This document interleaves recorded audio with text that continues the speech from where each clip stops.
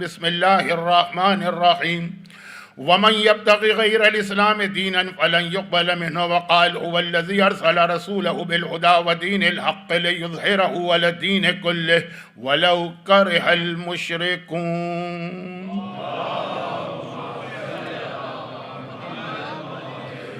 1447 ہجرہ 2025 محرم کی دوسری تاریخ ختم ہوئی ہے. شب 3 محرم کی مجلس ہے اور آج ہمیں اپنے اصل سبجیکٹ یا ٹاپک یا موضوع پر آتو جانا ہے.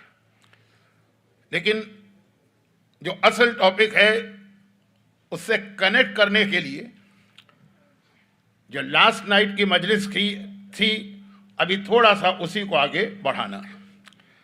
مجھے آپ کے اس شہر میں 2 ہی دن گزرے ہیں، مگر اس 2 دن میں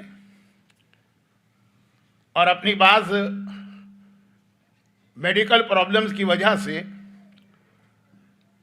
میں بہت زیادہ مومنین کرام سے ملاقات نہیں کر پاتا ہوں، اتنا انٹریکشن نہیں ہوتا ہے. ڈسپائٹ دیٹ اس 2 دن میں کچھ ایسی چیزیں میں نے دیکھ لی کہ مجلس کا آغاز ایک بہت ہی مشہور واقعے سے کر رہا ہوں. جو لاسٹ نائٹ کا ہمارا ٹاپک تھا یہ اس سے ریلیٹڈ بھی ہے، اور جو ایک آدھ دن میں نے جو کچھ دیکھا یہ ایک سوال کا جواب بھی ہے. یہ واقعہ لوگ کہتے ہیں کہ مولانا لیڈیز آپ کے اتنا خلاف کیوں ہیں؟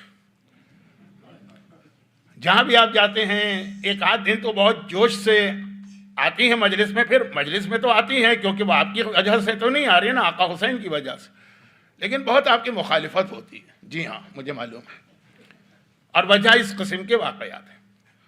بہت مشہور واقعہ ہے، آپ نے یہ علماء سے سینکڑوں بار سنا ہوگا، لیکن اس 2 دن میں نے کچھ چیزیں یہاں پہ ایسی آبزرو کی ہیں کہ مجھے یہ واقعہ ریپیٹ کرنا پڑ رہا ہے. واقعہ سیستان کا ہے، اور سیستان سے ہمارے اہم ترین مرجع آیت اللہ سیستانی کا تعلق بھی. بعض لوگ کہتے ہیں کہ یہ واقعہ ان کے اپنے والد کا ہے.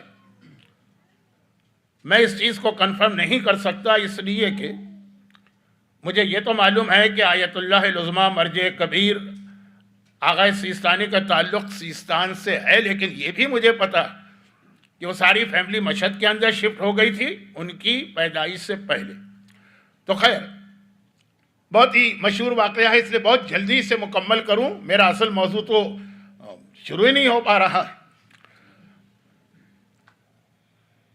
ایک مومنہ کا انتقال ہوا، اور اسی وقت اس شہر میں ایک دوسرے مومن بھی تھے جن کا اس مومنہ سے کسی قسم کا کوئی رشتہ داری، پڑوس، ایسا کوئی تعلق بھی نہیں تھا.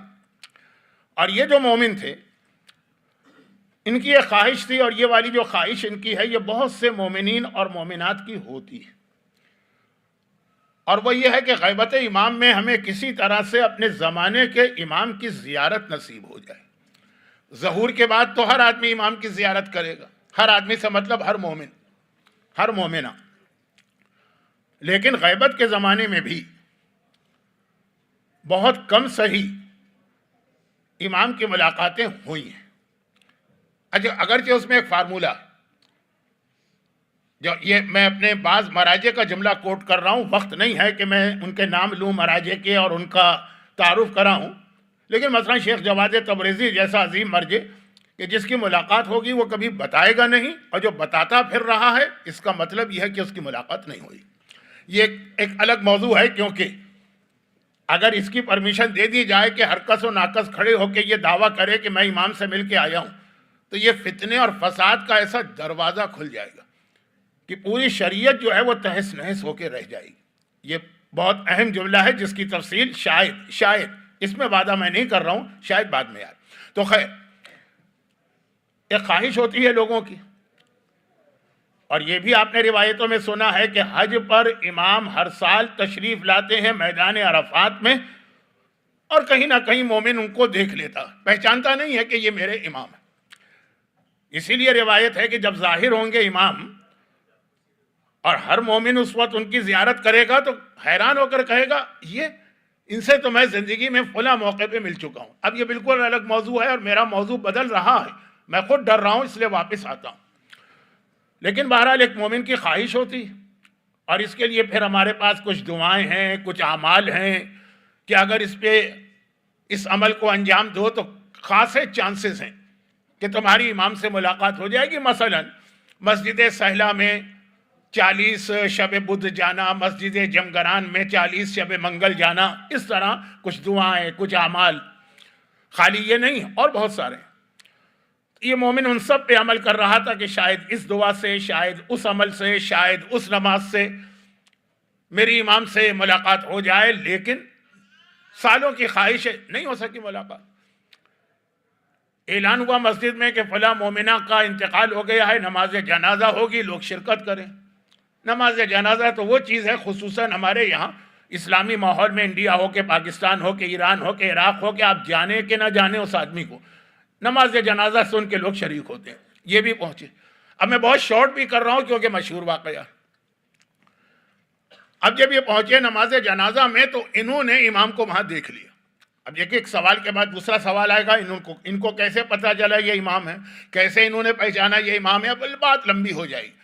کبھی زندگی رہی اور میں آپ کی خدمت پہلے اشرے کے علاوہ کر سکا تو اس میں زمانے کے امام پر دل کھول کے گفتگو کروں گا. فی الحال ممکن نہیں. بہرحال پہچان لیا کسی بھی طریقے سے یہ امام ہے. اور ایک مرتبہ حیران ہو کر کہا کہ فرزند رسول, آپ اس مومنہ کے نماز جنازہ میں شرکت کے لیے آئے ہیں. کوئی بہت ہی مشہور مومنہ ہو, کوئی بہت ہی عالمہ ہو, فاضلہ ہو, مجتہدہ ہو, اس قسم کوئی خاتون یا اپنے علاقے کی ایک رول ماڈل ہو عبادت کے حوالے سے, ایک ایسی گمنام سی عورت کہ اس شہر میں بھی رہتا ہوں آج تک نہیں جانتا اس کو. کہا کہ اس کا وہ عمل جس کی وجہ سے اس کا اپنی اولاد سے جھگڑا رہتا تھا, وہ سبب بنا ہے کہ میں اس کے جنازے میں شریک ہو جاؤں. اور پھر اگلا جملہ یہ تھا کہ جو مومنہ بھی یہ عمل کرے گی اس کے جنازے میں شرکت کرنا میری ذمہ داری ہے. یہ جملہ آپ یاد کیجئے گا کہ 7ویں امام کا بھی تھا جب وہ شتیتا کے جنازے پہ تشریف لائے تھے. شتیتا کا واقعہ ایک زمانے میں لوگوں کے لیے بالکل نیا ہوتا تھا. اب جو ایران کی زیارت کو جاتے ہیں تو نیشا پور کے اندر شتیتا کی زیارت ہوتی ہے. خیر, وہ 7ویں امام کا واقعہ اور وہ غیبت کا واقعہ نہیں, وہ تو امام تھے اس وقت. 7ویں امام تو غیبت میں نہیں تھے.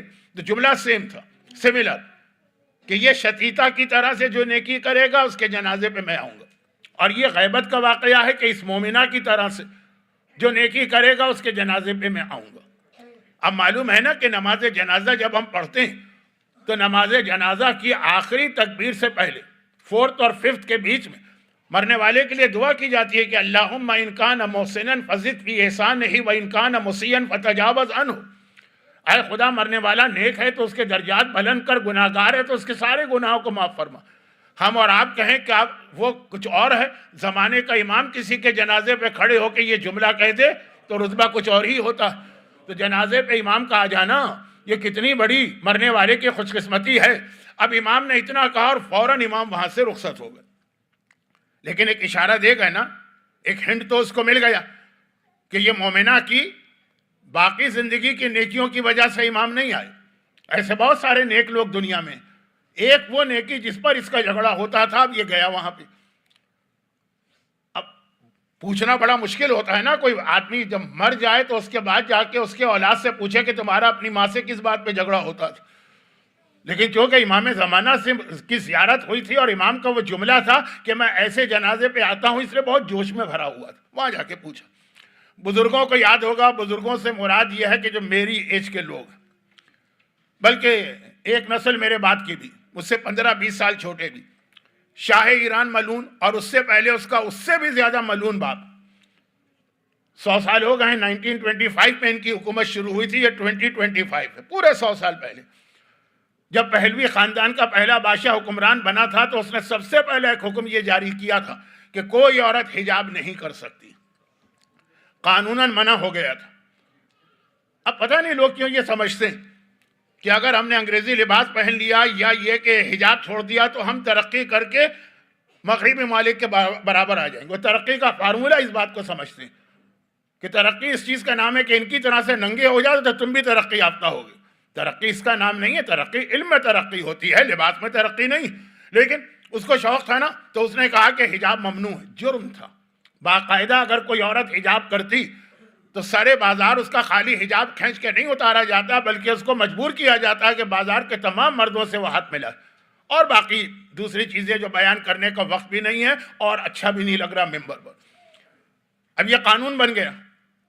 جب یہ قانون بن گیا تو مجبوری میں اسلام میں کچھ چیزیں جو ہیں, اچھا وہاں سے اشارہ مجھے مل رہا ہے کہ میں آپ سے ریکویسٹ کروں کہ اگر کسی طرح سے آپ حضرات اور آگے آ کے بعض مومنین کو جگہ دے سکیں تو آپ کی مہربانی ہوگی, آپ بھی ثواب میں شریک ہو جائیں گے. درود بھیجے محمد و آل محمد.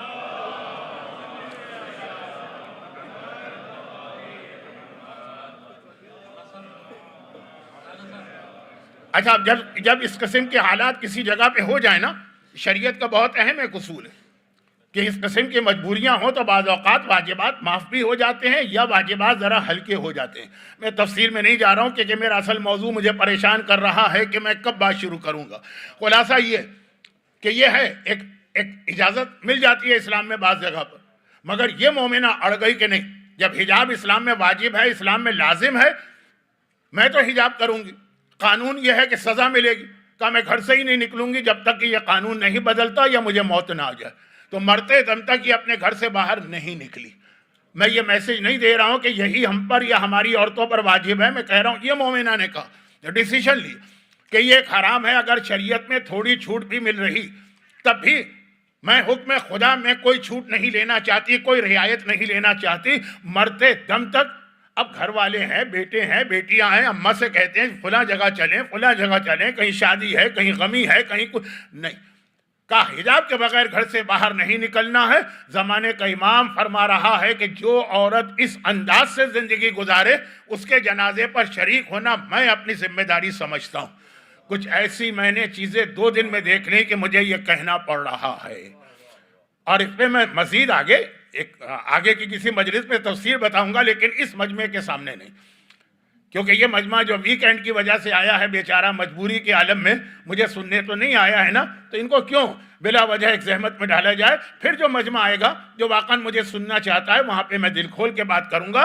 حجاب, نو کمپرومائز آن حجاب, یہ ذہن میں رکھیے گا.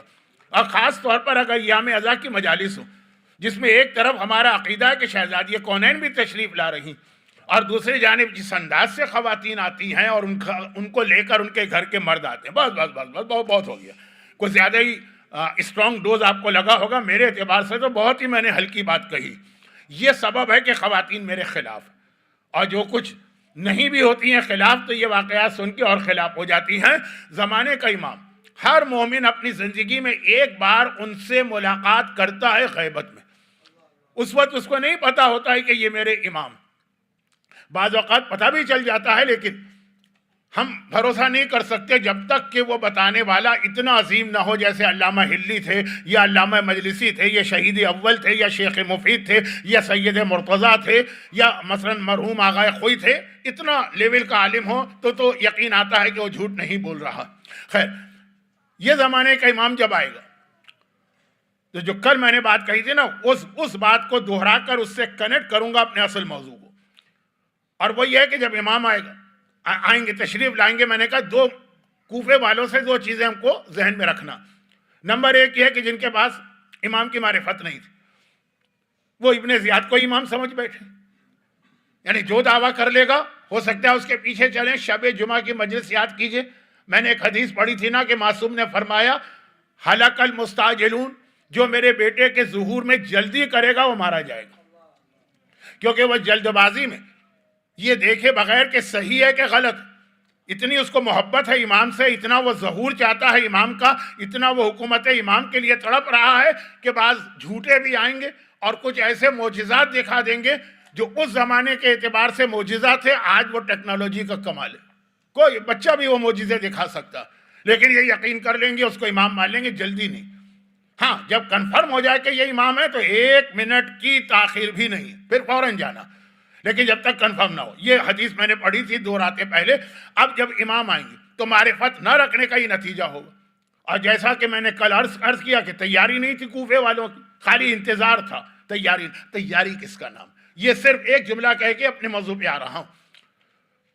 تیاری کس چیز کا نام ہے؟ میں نے ایک جملہ کہہ دیا تھا اس سے پہلے کی مجلس میں، تیاری اس کا نام ہے کہ آج اگر امام آئے تو ہم اس پوزیشن میں ہوں کہ اسی وقت اٹھ کے امام کے پاس چلے جائیں، ہمیں کوئی انتظار نہ کرنا پڑے کہ بھئی چند دن ٹھہر جاؤ، ہمارے چہرے پہ داڑھی آ جائے پھر امام کے سامنے جائیں، ابھی کیسے چلے جائیں، یا یہ ہے کہ ذرا سا وہ حجاب کا انتظام کر لیں، اسکارف خرید لیں، ابا خرید لیں، پھر امام کے پاس جائیں۔ تیاری کا مطلب یہ ہے کہ ہر وقت مومن اس طرح تیار ہو۔ لیکن یہ تو ہو گئی چھوٹی باتیں، اصل تیاری کیا؟ اب امام کے آنے کے بعد جو کل والا جملہ تھا نا، اس کو پھر میں تھوڑا سا ایکسپلین کر رہا ہوں موضوع سے ہٹے بغیر، یہ میرا اصل موضوع ہے، ابھی سمجھ میں آئے گا آپ کی، اور وہ یہ کہ تیاری اس چیز کا نام ہے کہ جب امام آ کر دین پر عمل کروائیں گے۔ امام کیوں آ رہے ہیں؟ اچھا، قرآن کریم نے ایک مقصد امام کا بتایا، وہ ذرا یاد رکھیے گا، یہ تو جب زمانے کے امام کے عنوان پہ بات کروں گا تو زیادہ مزہ آتا آپ کو سننے میں، مجھے پڑھنے میں ابھی وقت کم ہے۔ سورہ حج کی ایک آیت، الذین مکناہم فی الارض اقاموا الصلاۃ وآتوا الزکاۃ وامروا بالمعروف ونہوا عن المنکر۔ یہ امام زمانہ کی حکومت کی 4 خاصیتیں قرآن نے بتائی ہیں، اس کے لیے پہلے سے تیار ہونا۔ قرآن نے کہا الذین مکناہم فی الارض، جنہیں ہم زمین پہ حکومت دیتے ہیں۔ ایک تو ہے کہ اللہ حکومت دیتا ہے، ایک وہ کہ وہ خود اپنی چال بازی سے، دھوکہ بازی سے، عیاری سے، مکاری سے، طاقت سے لوگوں کو بے وقوف بنا کے حکومت لے لے، وہ نہیں، فرعون، نمرود، شداد ٹائپ کے نہیں، جن کو ہم حکومت دیتے ہیں، مکننا نا، ہم جن کو حکومت دیتے ہیں۔ یہ قرآن پورا ایک منشور پیش کر رہا ہے امام زمانہ کا، جنہیں ہم حکومت دیتے وہ نمازیں قائم کرتے ہیں۔ نمازی بننا پڑے گا، اس کے بغیر امام کے ساتھی نہیں بن سکتے۔ وآتوا الزکاۃ، اپنے مال سے زکوٰۃ ادا کرنا ہوگی، جو اپنے مال کا حق ادا نہیں کرتے وہ نہیں۔ وامروا بالمعروف، نیکی کا حکم دینا پڑے گا، نہوا عن المنکر، اور تمہارے سامنے گناہ ہو رہا ہے تو تمہیں اس کے خلاف بولنا پڑے گا، جو آج تقریر کے شروع میں بولا۔ اچھا، اب یہ حکومت امام ہے نا، اور یہی کربلا کا مقصد ہے۔ میں نے کل عرض کیا تھا نا کہ جہاد شروع حسین نے کیا ہے، ختم امام کریں گے۔ آقا حسین کے روضے پہ سرخ قلم گویا حسین نے لگایا ہے، اس کو اتاریں گے زمانے کے امام۔ اب آپ یاد کیجئے کہ آپ آقا حسین کا جب ذکر کرتے ہیں تو کیا جملہ کہتے ہیں؟ اشہد انک قد اقمت الصلاۃ وآتیت الزکاۃ وامرت بالمعروف ونہیت عن المنکر۔ وہی 4 چیزیں جو قرآن نے امام زمانہ کے لیے بتائیں، آپ آقا حسین کے لیے آلریڈی گواہی دے رہے ہیں۔ البتہ فرق یہ ہے کہ امام زمانہ کے لیے فیوچر ٹینس آیا ہے قرآن میں، آقا حسین کے لیے پاسٹ ٹینس آیا۔ مولا میں گواہی دیتا ہوں، آپ نے نمازیں قائم کی، آپ نے زکوٰۃ ادا کی، آپ نے امر بالمعروف کیا، آپ نے نہی عن المنکر کیا۔ بات پھیل رہی ہے، لیکن جو میں بات عرض کر رہا ہوں اس کے لیے اتنی تمیز ضروری تھی۔ اب آئیے اصل چیز پر، امام آ کے، یہ تو حکومت امام ہے جو آقا حسین کی زیارت میں بھی ہم کو بتائی گئی اور سورہ حج کی آیت میں بھی بتائی گئی۔ لیکن اس کے بعد جب امام زمانے کا امام دین پر عمل کرے گا، جو آیت میں نے کل بھی تلاوت کی، آج بھی، هو الذی ارسل رسولہ بالہدی ودین الحق لیظہرہ علی الدین، جب وہ اسلام کو پوری دنیا میں نافذ کرے گا، پوری دنیا میں اسلام کا نفاذ جب ہوگا تو سب سے زیادہ مخالفت کرنے والوں میں بہت سارے لوگ ہوں گے، امام کے کچھ چاہنے والے اور ماننے والے بھی ہوں گے۔ وہ امام کو امام ہی نہیں مانیں گے، کسی اور وجہ سے نہیں۔ ان کا اعتراض کیا ہوگا؟ اب یہ ساری حدیثیں ہیں، لیکن وہ چونکہ میرا اصل موضوع امام زمانہ نہیں، ان کا اعتراض یہ ہوگا کہ یہ ہم کو امام نہیں لگ رہا، کیونکہ یہ تو ایک نیا دین لے کے آ گیا، یہ تو ایک نئی شریعت لے کے آ گیا، یہ تو ایک نیا اسلام لے کے آ گیا۔ آج تک جو اسلام ہم سنتے آئے ہیں یہ تو اس سے ہٹ کر ہے، آج تک جو دین ہم سنتے آئے ہیں یہ اس سے ہٹ کر ہے۔ اکثر ایسا ہوتا ہے نا، مجلس میں کوئی بات ہوتی ہے، لوگ کہتے ہیں ہم نے تو یہ آج تک سنا ہی نہیں تھا، یعنی گویا جبرائیل ان کے اوپر اسلام لے کے نازل ہوئے تھے مکمل، اس میں یہ نئی بات کہاں سے اس ذاکر نے پڑھ دی؟ جو ہمیں نہیں معلوم وہ اسلام نہیں۔ کتنے لوگ مجھے ملتے ہیں کہ مولانا یہ کیا پڑھ دیا آپ نے، ہم نے تو آج تک نہیں سنا۔ اور بعض لوگ تو اس کے ساتھ ایک جملہ بڑھا دیتے ہیں کہ ہم 70 سال سے مجلسیں سن رہے ہیں، فلاں فلاں فلاں بڑے بڑے عالم خطیب ان سب کو سنا، کسی نے آج تک یہ نہیں کہا۔ یہ اعتراض زمانے کے امام پر ہوگا۔ اب جو لوگ میرے سامنے ہیں میری ایج کے، انہیں یاد ہوگا نا کہ ایک زمانہ وہ بھی تھا کہ جب تقلید کا مسئلہ بتاتے تھے لوگ کہتے تھے یہ کہاں سے آ گئی، ہم نے تو آج تک نہیں سنا کہ تخریج بھی کوئی چیز ہوتی. اب الحمدللہ کافی لوگوں میں اویئرنیس آ گئی ہے, معلومات آ گئی ہیں. لیکن مجھے یاد ہے 40 سال 45 سال 50 سال پہلے خمس جیسا مسئلہ بتاتے تھے, لوگ کہتے تھے یہ کہاں سے آ گیا, یہ تو ہم نے آج تک سنا ہی نہیں. ارے اور تو اور اس سے اندازہ کریں, محفل مرتضیٰ کراچی کے ایک بہت مشہور امام بارگاہ 28 سفر کی مجلس میں پڑھ رہا تھا, دن کے وقت ہوتی ہے ظہر کے ٹائم پر, اور اس میں میں نے حج کا ایک مسئلہ بتا دیا تھا کہ خواتین پر بھی حج واجب ہے. خالی اس بات پہ اعتراض ہو گیا. ہم نے تو آج تک نہیں سنا تھا کہ عورت پر بھی حج واجب ہے اور عورت کو بھی حج پہ جانا. اب الٹا مسئلہ دیکھیں, کچھ زیادہ لوگوں کو معلومات ہو گئی. کسی سے میں نے کہا کہ آپ پہ حج واجب ہے, آپ کیوں نہیں جا رہے؟ کہا کہ ابھی اتنے پیسے نہیں ہیں کہ بیوی کو بھی لے جاؤں. تو بیوی کو مت لے جائیے, خود جائیے. نہیں بھائی, بغیر ان کے حج کیسا؟ کعبے کے بغیر تو حج ہو سکتا ہے لیکن بیوی کے بغیر تو نہیں ہو سکتا. الٹا مسئلہ ہو گیا. لیکن مجھے اب تک یاد ہے کہ اعتراض ہوا کہ ہم نے تو آج تک نہیں. اچھا, پھر اعتراض میں ایک عجیب بات کہا, یہ تو ہم نے آج تک نہیں سنا کہ عورت پر بھی حج واجب ہے. اگر واجب ہوتا تو شہزادی بھی حج کرتی, اور شہزادی نے کیا حج. پیغمبر کا آخری حج جو تھا اس میں خود فاطمہ رسول کے ساتھ تھیں, بلکہ خواہش کر کے گئی تھی کہ بابا میری ایک ہی تمنا ہے کہ میں حج کروں, مجھے اپنے ساتھ لے جائیے. پھر ایک فقہی مسئلہ بھی پیش آیا کہ اہل بیت کے گھرانے میں ظاہری طور پہ فاقے ہوتے ہیں, حج میں قربانی واجب ہوتی, وہ قربانی نہیں تھی تو روزے کا حکم اسلام میں آیا. وہ سارا شہزادی کا پورا, بلکہ ایک جملہ کہہ دوں جس کی تفصیل کا وقت نہیں, اور وہ یہ ہے کہ آج کل جو ہم لوگ حج کرتے ہیں نا 1400 سال سے, یہ رسول اللہ والا حج نہیں کرتے, یہ شہزادی کونین والا حج کرتے ہیں. رسول نے الگ طریقے سے حج کیا تھا اور شہزادی نے الگ طریقے سے حج کیا تھا. اب میں اس کی تفصیل میں نہیں جا رہا ہوں, بات کہیں کی کہیں. تو کہنے کا مقصد یہ کہ معلومات نہیں ہیں, اور اتنے بڑے بڑے دعوے کہ ہم نے تو آج تک سنا ہی نہیں. اتنے بڑے بڑے دعوے کہ اگر حج عورتوں پر ہوتا تو شہزادی بھی تو کبھی حج پہ جاتی گئی تھیں, اور بلکہ ایسی حالت میں معصومین کے گھرانے کی خواتین گئی تھیں. 7ویں امام کی ولادت مکی اور مدینے سے باہر ہوئی ہے. صرف 2 معصوم ایسے, صرف 2 معصوم جن کی ولادت مکی اور مدینے سے باہر ہوئی. باقی جتنے معصومین ان سب کی ولادت یا مکے میں ہے یا مدینے میں, صرف 2.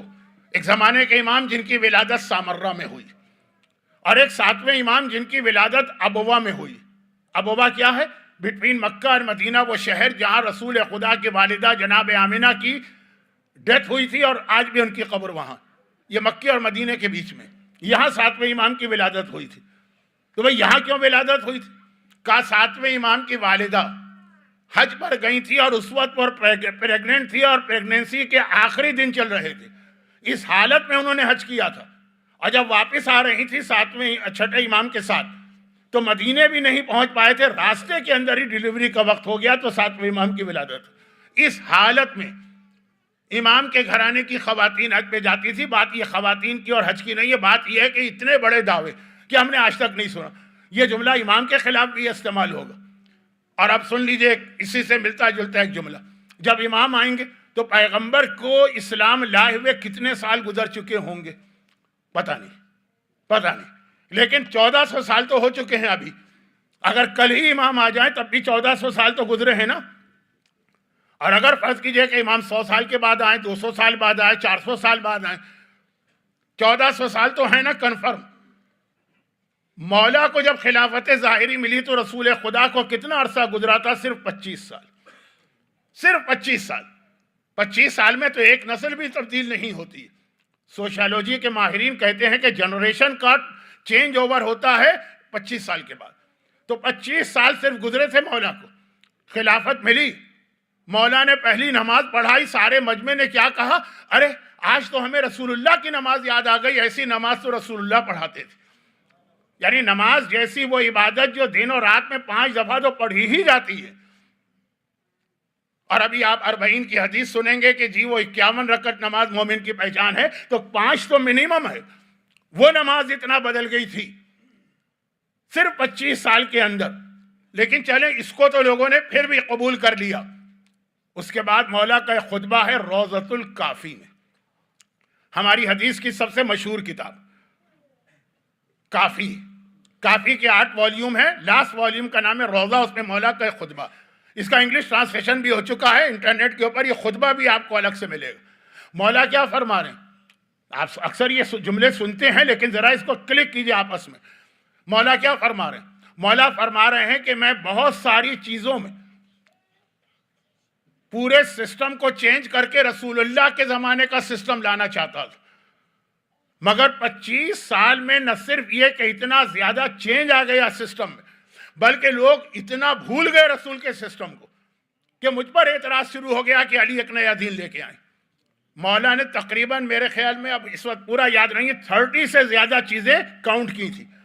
میں یہ کرنا چاہتا تھا جو رسول کے زمانے میں تھا، نہیں کر پا رہا ہوں. میں یہ کرنا چاہتا تھا، نہیں کر پا رہا ہوں. اس میں ایک تو بہت مشہور چیز ہو گئی ہے کہ میں تراویح کو ختم کرنا چاہتا ہوں، نہیں ختم ہو پا رہی ہے. لوگ کہتے ہیں کہ یہ کون حکمران آ گیا جس نے پرانے حاکم کی سنت کو چینج کر دی. لیکن خالی تراویح نہیں، میں نماز جنازہ میں 5 تکبیریں کرنا چاہتا ہوں، نہیں مانتا ہے مجمع، کہتا ہے وہی 4. ایک فرق ہے نا نماز جنازہ میں ہمارا اور غیروں. تو مولا 30-35 چیزیں گنوا رہے ہیں کہ میں اس کو چینج کرنا چاہتا ہوں. چینج کا مطلب کیا ہے کہ میں اس کو رسول اللہ کے طریقے پہ لے جانا چاہتا ہوں. لیکن مجمع کون مجمع جو ہاتھ پاؤں جوڑ کے علی کو خلیفہ مان رہا ہے کہ علی نے منع کیا تھا مجھے نہیں چاہیے تمہاری خلافت. خلافت وہ ہے جو اللہ دیتا ہے، پبلک والی نہیں ہے. لوگوں نے ہاتھ جوڑے، پیر پہ گر پڑے مولا کے کہ نہیں یا امیر المومنین، یا ابو الحسن، اب ہمیں آپ کے علاوہ کسی کی حکومت قبول نہیں. اور مولا نے ایک جملہ کہا تھا کہ تم کہہ تو رہے ہو برداشت نہیں کر پاؤ. نہیں یا امیر یا ابو الحسن آپ ہم سے وعدہ لے لیجیے. یہ والا مجمع وہ کہنے لگا کہ یہ علی کون سا دین لے کے آ گئے صرف 25 سال میں. تو جب امام آئیں گے 1400 سال تو ہو ہی گئے نا، کل صبح آ رہے ہیں امام، 1400 سال ہو گئے جب نیا دین لے آئیں گے. نہیں، وہی اسلام لائیں گے جو رسول اللہ کے زمانے کا. تو عام آدمی بھی کہیں گے روایت میں کہ مومنین بھی کہیں گے. نہیں، اگلا جملہ تو آپ نے اکثر سنا ہے، پھر سن لیجیے. جو امام کی پہلی فوج میں شامل ہو گئے ہیں لوگ، جذبے والے ہیں نا، محبت والے ہیں نا، عقیدت والے ہیں نا، جو امام کی فوج میں شامل ہوئے، وہ امام کے اگینسٹ ہو جائیں گے کہ یہ تو ایک نیا دین لے کے آ رہا ہے تو ہم تو اس کو امام ہی نہیں مانتے. اتنی ہماری اور اصل اسلام سے دوری ہو گئی. یہ اصل بات تھی. وہاں 25 سال میں ہو گئی تھی غیروں کی دوری. آج ہماری اتنی دوری ہو گئی ہے کہ ہمارے سامنے بھی صحیح اسلام آئے تو ہم قبول کرنے کو تیار نہیں. ہم کو تو لگتا ہے کہ کوئی نیا دین لے کر آ رہے ہیں. آپ حضرات تو سارے کے سارے ان چیزوں کو مانتے ہیں، لیکن میں جرنل ایک بات کر رہا ہوں کیونکہ میں دنیا کے ایسٹ کے ایک سرے سے لے کے دنیا کے ویسٹ کے دوسرے سرے تک جاتا ہوں مجلس کی وجہ سے، ورنہ میری اپنی حیثیت تو اتنی بھی نہیں ہے کہ نیو یارک سے مثلا شکاگو اپنے خرچے میں جا سکوں. تو اب یہ ساری دنیا جب میں دیکھتا ہوں نا تو مراجع کے خلاف جو اس وقت سب سے زیادہ پروپیگنڈا ہوتا ہے وہ یہ ہوتا کہ امام کچھ اور فرما گئے، یہ لوگ امام سے ہٹ کے فتوے دے رہے ہیں، یہ ایک نیا دین لے کے آ رہے ہیں. کبھی کوئی مور کے حلال ہونے کا مسئلہ اٹھاتا ہے، کبھی کوئی کوے کے حلال ہونے کا مسئلہ اٹھاتا ہے. وہ سارا جو پروپیگنڈا ہو رہا یہی پروپیگنڈا ہے نا کہ ان کا دین الگ ہے، معصومین کا دین الگ تھا. اس وقت جو ہمارے تمام مراجع کے خلاف ایک مشترکہ پروپیگنڈا. تو وہ بات بول رہے ہیں، یہ بات یہ ہے کہ یہ تو ایک اللہ نے ہم کو ایک مثال دی ہے، ایک چھوٹی سی ایگزامپل.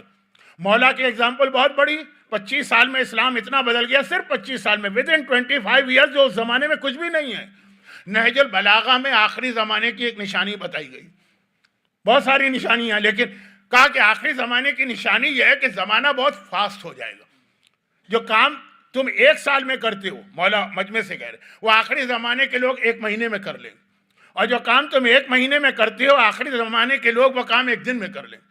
اور جو کام تم 1 دن میں کرتے ہو، آخری زمانے کے لوگ وہ کام 1 منٹ میں کر لیں گے. اب واقعاً دنیا اتنی فاسٹ ہو گئی ہے کہ آپ کی سمجھ میں ساری چیزیں آ رہی ہیں. 25 سال پہلے بہت سلو تھی دنیا، اس کے باوجود اتنی تبدیلی ہو گئی کہ لوگوں کو علی کا نظام ایک نئی شریعت لگ رہا. تو 1400 سال میں جب امام آئیں گے تو بالکل نیا. اب ہم کو دیکھنا کہ جو اسلام رسول لے کر آئیں، جو امام زمانہ جس پہ امپلیمنٹ کریں گے وہ ہے کیا. تو ہماری سمجھ میں آئے گا کہ ہمارے اور امام زمانہ کی سسٹم میں اتنا کلیش کیسے ہوگا کہ ہم کہیں گے کہ یہ نہیں ہے اسلام میں اور امام کہیں گے یہ ہے اسلام میں. ایک چھوٹا سا واقعہ سن لیجئے، بات بہت لمبی ہو گئی ہے لیکن یہ بہت اہم واقعہ ہے، اس سے بہت ساری باتیں کل نکلیں گی. واقعہ ہے پیغمبر اسلام کے اعلان رسالت کے شروع کے سالوں کا۔ اچھا، اب آپ کے علم میں ہے نا کہ اسلام اعلان رسالت تو مکے میں ہوا، لیکن اسلام کو بہرحال ایک پروٹیکشن ملا جا کے مدینے میں۔ یہ خالی ممبر کے جملے ہیں، ورنہ اسلام تو ہمیشہ سے پروٹیکٹڈ ہے، لیکن مسلمانوں کو کہیے پروٹیکشن ملا مدینے جا کے۔ مدینے میں اسلام کیسے پہنچا؟ ایک بہت انٹرسٹنگ واقعہ بھی ہے، اور اسلام کی ABC یہاں سے شروع ہوتی ہے۔ سورہ انعام قرآن کریم کا ایک ایسا سورہ ہے جو ہمارے یہاں سب سے زیادہ کم مشہور ہے، اور اس کی آیت ہے 151، 152، 153، 3 آیتیں۔ یہ معجزے والی آیتیں ہیں، یعنی یہ 3 آیتیں ایسی کہ جب کبھی کوئی اس زمانے میں جب رسول اسلام لے کر آ کے سوال کرتا تھا کہ اے محمد، اے عبداللہ کے بیٹے، اے عبد المطلب کے پوتے، تم جو ایک نیا دین لے کر آئے ہو، یہ ہے کیا؟ اسلام کا خلاصہ، سمری، شارٹ اسلام کیا ہے؟ کیا اسلام؟ پیغمبر صرف ان 3 آیتوں کی تلاوت کرتے تھے۔ فَقُلْ تَعَالَوْا أَتْلُو عَلَيْكُمْ، آیت شروع یہاں سے ہو رہی ہے، آؤ میرے پاس، میں تمہارے سامنے تلاوت کروں کہ اسلام کیا ہے۔ اسلام کی پہلی تصویر، سب سے پہلی واقعہ یہ ہے کہ مکہ، پیغمبر مکے میں ہیں، اسی کو اپنی بیس بنائی ہے، اور وہاں سے اسلام پھیلا رہے ہیں، اور بہت زیادہ ٹارچر کا زمانہ ہے۔ مسلمانوں پہ مختلف مظالم ہو رہے ہیں جو آپ سنتے رہتے ہیں، مجھے بیان کرنے کی ضرورت نہیں اور وقت بھی نہیں۔ اور جس وقت کی یہ بات ہے، اس وقت تو مسلمانوں کو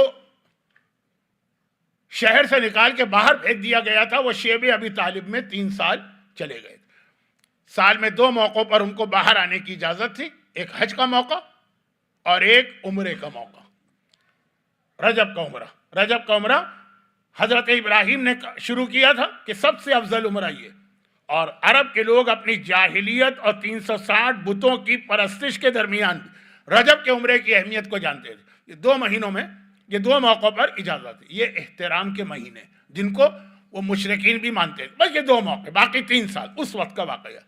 اب مدینہ ایک اور شہر ہے، بلکہ اگر صحیح معنوں میں کہا جائے تو مدینہ نام کا کوئی شہر تھا بھی نہیں۔ یثرب ایک شہر تھا جو بعد میں مدینہ کہلایا، وہاں 2 قبیلے رہتے ہیں۔ بہت اہم یہ واقعہ اس کے اندر یہ بھی ہم کو پتہ چل رہا ہے کہ امام زمانہ کے انتظار کرنے والے ان کے دشمن کیسے بنیں گے، لیکن وہ آج نہیں آئے گی بات۔ اور یہ بھی پتہ چل رہا ہے کہ اصل اسلام کیا، جو امام زمانہ کے آنے کے بعد لوگوں کو لگے گا ایک نیا دین لے کر آئے، جو ہم نے آج تک نہیں سنا۔ اب مدینہ ایک اور شہر ہے، بالکل دور، الگ۔ ہاں، مکے اور مدینے کے درمیان تعلقات اس لیے ہیں کہ وہ جو بزنس روٹ تھا یمن سے شام تک، دنیا کو زمانے میں سب سے زیادہ اہم راستہ تھا یہ، آپ لوگ شاید راؤٹ کہتے ہیں وہ راستہ۔ یمن میں پورٹ ہے، وہاں سے سامان جاتا ہے سیریا، سیریا سے پھر یورپ، تو راستے میں مکہ آتا ہے، مکے سے مدینہ، مدینے سے شام، یہ راستہ۔ رحلت الشتاء والصیف لإلاف قریش إلافهم رحلت الشتاء والصیف، قرآن نے کہا کہ یہ راستہ وہ، تو مکے اور مدینہ دونوں وہ جگہ ہیں جو بزنس کے لیے بہت بڑی بڑی مارکیٹ تھی اس زمانے میں، تو آپس کے تعلقات بھی تھے۔ مدینے میں 2 ٹرائب رہتے ہیں کافروں کے، اور 3 ٹرائب رہتے ہیں یہودیوں کے، اس سے ہمارا کوئی آج کا تعلق نہیں ہے۔ اوس اور خزرج 2 ٹرائب تھے، ان دونوں میں لڑائی ہوتی رہتی تھی۔ کب سے لڑائی ہو رہی تھی؟ 300 سال سے، ہر چند دنوں کے بعد لڑائی ہوتی ہے، کبھی ایک قبیلہ جیتتا ہے، کبھی دوسرا جیتتا ہے۔ آج ہم ہار گئے، کوئی بات نہیں ہے، 2 سال بعد پھر جنگ کریں گے، پھر ہم جیت جائیں گے، پھر ہم جیت گئے تو دوسرا قبیلہ 6 مہینے بعد پھر لڑائی کرے گا، وہ جیت جائے گا، بس یہ چلتا ہے۔ اب ان لوگوں کے مکے والوں سے تعلقات ہیں، تو مکے میں بھی بہت سارے قبیلے ہیں نا، تو ان قبیلوں کا مکے کے ایک ایک قبیلے سے ایک پیکٹ ہے، دوستی، کہ جب ہم پہ کوئی پرابلم آئے گا تو تم ہماری مدد کرو گے۔ ذرا سی تفصیل آ گئی ہے، لیکن اس کے بغیر واقعہ سمجھ میں نہیں آتا۔ اوس اور خزرج، اب پیغمبر کے اعلان رسالت کو 7 سال گزرے، پورا بنی ہاشم کا خاندان شیب ابی طالب میں بھیج دیا گیا۔ مسلمانوں پہ اتنا ٹارچر ہو رہا ہے کہ پیغمبر نے بہت سارے مسلمانوں کو ایتھوپیا بھجوا دیا، حبشہ، وہاں چلے جاؤ۔ غیر مسلم ہے لیکن ہے تو کرسچن نا، ہم اور وہ توحید اور رسالت کے عقیدے میں تو مشترک ہے نا. چلے پیغمبر مکے میں، اب یہاں جنگ ہوئی، ان کو کچھ نہیں پتا مدینے والوں کو کہ مکے میں کیا ہو رہا. اس دفعہ کی جنگ میں خزرج ہار گئے، اوس جیت گئے. خزرج کون ہے؟ جس کے سردار کا نام ہے عبداللہ ابن ابی، ٹاپ کا منافق. اسی کی بہو جمیلہ، جس کا واقعہ میں اکثر پڑھتا ہوں اور اپنے خواتین سے کہتا ہوں کہ جمیلہ کے واقعے کو سنیے. عبداللہ ابن ابی کی بہو جو ہے، بہت مشہور واقعہ، اتنا مشہور تو نہیں ہے لیکن میں نے بہت مشہور کر دیا. خیر، خزرج کی جنگ، خزرج کو شکست ہو گئی. سردار قبیلہ عبداللہ ابن ابی نے، جو بعد میں کیا کہلایا؟ رئیس المنافقین، تمام منافقوں کا سردار. اب یہ سورہ منافقون اس کے بارے میں آیا. اور سورہ منافقون کون سا سورہ ہے؟ جو عاشورے کے دن نماز عاشورہ میں پڑھا جاتا ہے. یہ ساری چیزوں کا ربط تو ہے لیکن پتہ نہیں کیوں وقت میرے ہاتھ سے نکل جاتا ہے. بقول لوگوں کے مولانا اگر آپ فضول باتیں نہ کریں نا تو ایک مجلس میں 3 مجلسیں آ سکتی ہے. لیکن خیر، تو اب خلاصہ یہ کہ عبداللہ ابن ابی سردار ہے، اس نے ڈیلیگیشن بھیجا مکے میں. اور یہ ایک نارمل چیز، جو قبیلہ ہار جاتا ہے وہ اپنا ڈیلیگیشن بھیجتا ہے مکے میں، جاؤ اوس قبیلے کا تعلق مکے کے فلاں فلاں قبیلے سے، ان سے مدد مانگتے ہیں. خزرج کا تعلق ان قبیلوں سے. جب اس قسم کے ڈیلیگیشن جو جاتے ہیں اس میں بہت ہی عقل مند قسم کے لوگ رکھے جاتے ہیں، تلوار چلانے والے نہیں، ٹیبل ٹاکنگ کے ماہر. جیسے ہم آپ کے علاقے میں، آپ تو یہاں شاید آئے بھی نہیں ہوں گے، نہیں کچھ لوگ تو آ گئے تھے، ہنری کیسنجر بہت مشہور تھا مثلا اس بات کے لیے. تو اس زمانے میں خزرج قبیلے کا جو بھی ہنری کیسنجر ہو، اسعد اور زکوان، یہ 2 آدمی تھے جو بہت ہی عقل مند تھے، ان کو بھیجا گیا. اور یہ ایک نارمل پریکٹس چلی آ رہی ہے 300 سال سے. آدمی بدلتے رہتے ہیں لیکن اس وقت یہ 2 تھے، یہ مکے گئے. اب یہ مکے کیوں گئے؟ تاکہ جو ان کا معاہدہ جس قبیلے سے ہے، دوستی کا پیکٹ ہے، اس سے جا کے مدد مانگ. اور ہمیشہ یہ ہوتا ہے وہ مدد کر دیتے ہیں. اب یہ پہنچے وہاں، اس سے کچھ فقہی مسئلے بھی پیدا ہو رہے ہیں.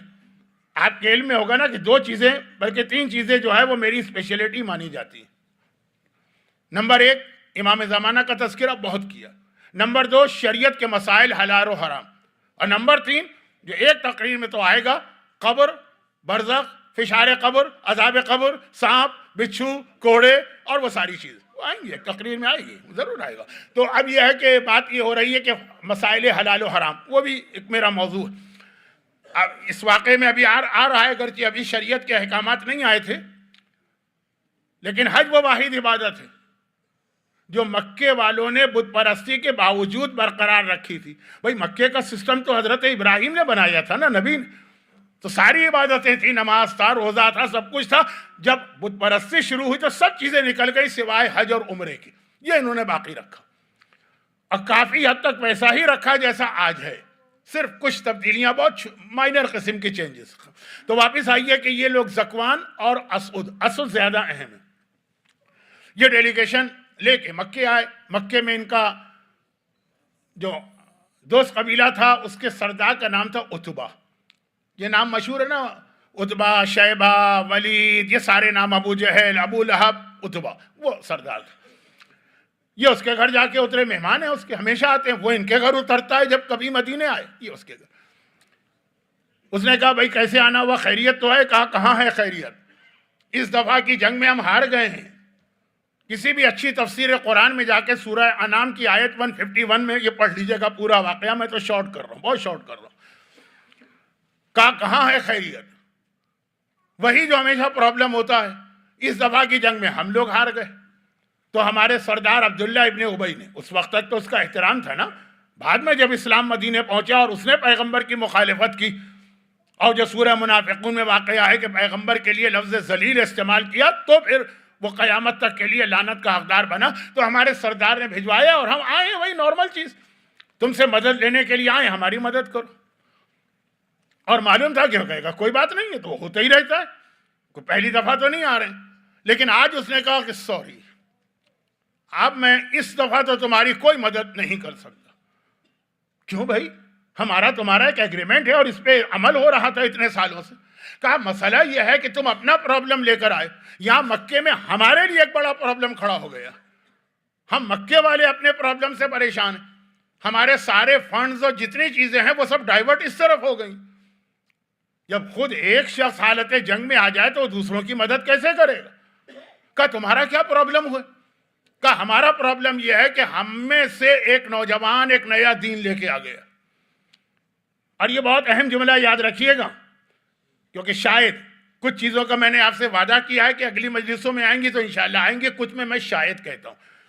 کہا کہ وہ ایک نیا دین لے کر آ گیا، اور اس دین کا سب سے بڑا نقصان یہ ہے کہ اس نے ہماری یونٹی کو ختم کر دیا.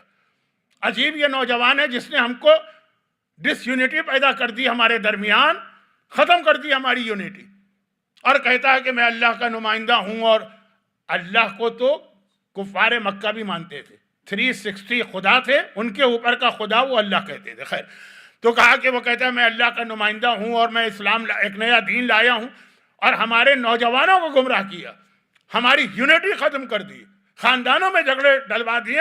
اس کو روکنے کی ہم 7 سال سے کوشش کر رہے ہیں، بجائے روکنے کے وہ تو بڑھتے ہی چلا جا رہا. تو سوری، اب ہم خود پہلے اپنے پرابلم کو سالو کریں نا، پھر تمہاری مدد کریں. اسود نے کہا ٹھیک ہے، بات تمہاری صحیح ہے، جینین بات ہے، میں مانتا ہوں. بہرحال یہ جو بھیجا گیا ڈیلیگیشن کا چیف بنا کر، عقل مند لوگ ہوتے ہیں، انٹیلیکچوئل ہوتے ہیں، پڑھے لکھے ہوتے ہیں، ان چیزوں کو سمجھتے ہیں، ڈپلومیسی کے ماہر ہوتے ہیں. کہا ٹھیک. تو خیر کوئی بات نہیں، تو بس اب میں یہ آخری کام کروں اور واپس مدینے جاؤں. کہا کہ آخری کام کیا؟ کہا کہ بھائی وہ عمرہ کمپلیٹ کروں نا. دیکھیں مکے میں بغیر عمرہ کے یا احرام کے داخل ہونا حرام ہے. مکہ دنیا کا وہ شہر ہے کہ آپ کا کوئی ارادہ عمرے کا نہیں، آپ کا کوئی رشتہ دار بیمار ہو گیا مکے میں، آپ اس کو دیکھنے جا رہے ہیں، نہیں جا سکتے، حرام. مکہ شہر میں جب جائیں گے آپ عمرے کا احرام پہنیں گے پھر جائیں گے، آپ کا کوئی بھی کام وہاں پہ ہو. ہاں وہ لوگوں کو چھوڑیے جو مکے میں رہتے ہیں، روز آتے جاتے ہیں، لیکن ویسے. اور یہ سسٹم میں نے کہا نا کہ حضرت ابراہیم کے زمانے سے کفار مکہ نے بھی برقرار رکھا. تو جب یہ مکے میں انٹر ہو رہا تھا، اسود بت پرست ہیں، کافر ہیں، مشرک ہیں، لیکن احرام پہن کے یہ آیا. جنہوں نے حج کیا، عمرہ کیا ہے، وہ میری بات سمجھ رہے ہیں. جنہوں نے نہیں کیا، اللہ ہر ایک کو حج اور عمرے کی توفیق بھی عطا کرے. وہ شاید اتنا نہ سمجھ پائے، لیکن بس یہ یاد رکھی کہ احرام پہنے بغیر نہیں آ سکتے. اور احرام یعنی عمرہ وہ عبادت ہے، شروع کرنا آپ کے اختیار میں، ختم کرنا آپ کے اختیار میں نہیں. ایک فارمولہ ہے ہر سنت عبادت کا. سنت آپ شروع کر دیجئے، آپ کا موڈ چینج ہو جائے، موڈ، دل نہ. شاید آپ لوگ موڈ کہتے ہوں گے، مجھے نہیں پتا، کہ میں تو اسی میں ہر جگہ مارا جاتا ہوں کہ انگلینڈ والے کہتے ہیں یہ پروناؤنسیشن ہے، تو امریکہ والے کہتے ہیں تو وہ پروناؤنسیشن ہے، تو پاکستان والے کہتے ہیں یہ پروناؤنسیشن ہے. چھوڑیے سب. خلاصہ یہ ہے کہ ارادہ بدل گیا، سنت عبادت آپ بیچ میں توڑ کے جا سکتے ہیں. سنت روزہ رکھا آپ نے، اب دل نہیں چاہ رہا، کوئی مجبوری نہیں ہے، نہ بھوک ہے، نہ پیاس ہے، نہ گرمی ہے، مجبوری ہے، آپ نے کہ چھوڑو بھائی، جب چاہیں توڑ دیں. سنت نماز آپ نے شروع کی، 1 رکعت پڑھی، آپ نے کہا بھائی اب دل نہیں چاہ رہا، کوئی مجبوری نہیں، توڑ دو. سنت چیریٹی کر رہے ہیں، دیتے دیتے جب چاہیں روک لیں ہاتھ. مگر عمرہ وہ واحد عبادت ہے سنت. ایک بار شروع کر دیا، اب اسے مکمل کرنا واجب ہے، بیچ میں نہیں توڑ سکتے. جو احرام پہنا ہے آپ نے، اس کے اتارنے کا ایک خاص طریقہ کہ کعبے کا طواف کرنا ہوگا، اس کے بغیر نہیں. تو یہ ایک عجیب فارمولہ ہے عمرے کا کہ سنت عبادتوں سے ہٹ کر اس کا ایک الگ مسئلہ. بات ذرا لمبی ہو گئی، میں جلدی جلدی منزل پہ آ جاؤں.